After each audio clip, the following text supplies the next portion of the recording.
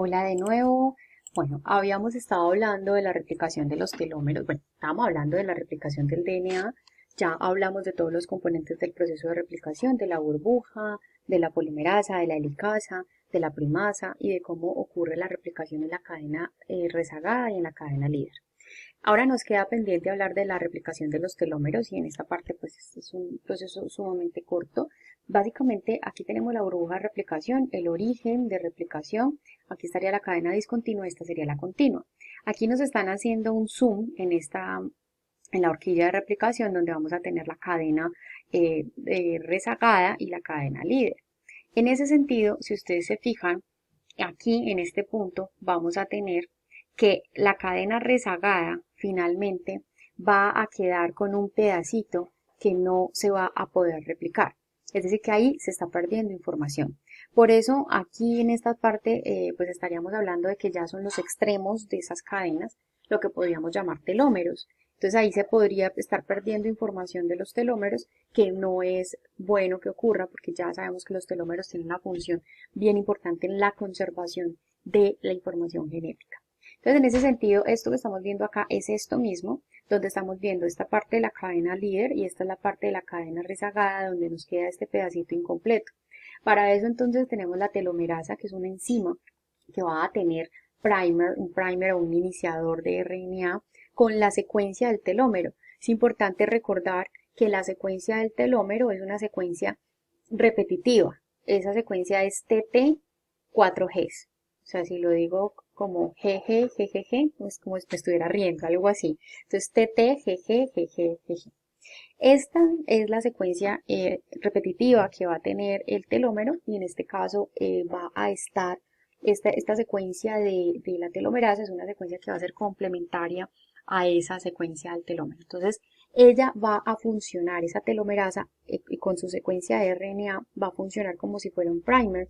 Entonces, lo que va a hacer es extender y esta secuencia, esta telomerasa no necesita tener pues digamos una cadena molde larga, sino que ella está funcionando como la cadena molde y lo que va a hacer es que va a poner unos nucleótidos adicionales, va a extender esta cadena líder que estaba acá arriba, va a producir esto.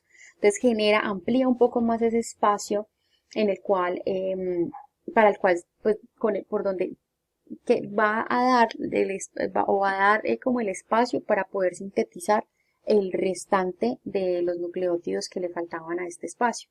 Entonces a la cadena puede ir rezagada.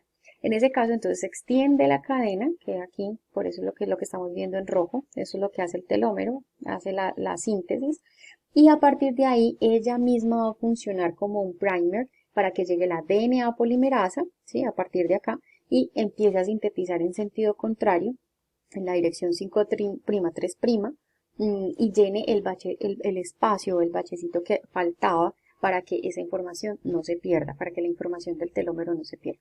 Entonces, básicamente la telomerasa es una enzima que lo que va a permitir es completar ese espacio de la cadena rezagada que no se termina de llenar porque va aquí en lugar del DNA pues tenemos una primasa y después esto es quitado por la FEN1, la quita, pero entonces nos va a quedar este espacio. Lo que hace la telomerasa entonces es extender esa cadena 3' de la líder para luego esa telomerasa funcionar como un primer para que llegue la polimerasa y extienda y llene el espacio que faltaba de ese telómero. Eso es la replicación del telómero y es como el último proceso que va a ocurrir en la replicación. Aquí entonces tenemos algunas proteínas, un cuadro que nos está mostrando algunas proteínas requeridas en el proceso de replicación, comparando las proteínas entre eucariotas y procariotas, y aquí estaría la función. Cada una de estas proteínas pues las hemos mencionado durante el proceso de replicación, bueno, exceptuando estas DNA-A, DNA-B, DNA-C, que básicamente son las que están reconociendo el origen de replicación en procariotas, perdón, y acá pues estarían teniendo la DNA-B una función como la helicasa, la DNA-C son las cinasas dependientes de ciclina que están haciendo la señalización para que la helicasa llegue en el proceso de replicación, en el inicio de la replicación en la interfase del ciclo celular. Bien, con este parte damos finalización al tema de replicación y espero que haya quedado claro. Todas las dudas, pues entonces las resolveremos en nuestra sesión sincrónica. Nos vemos.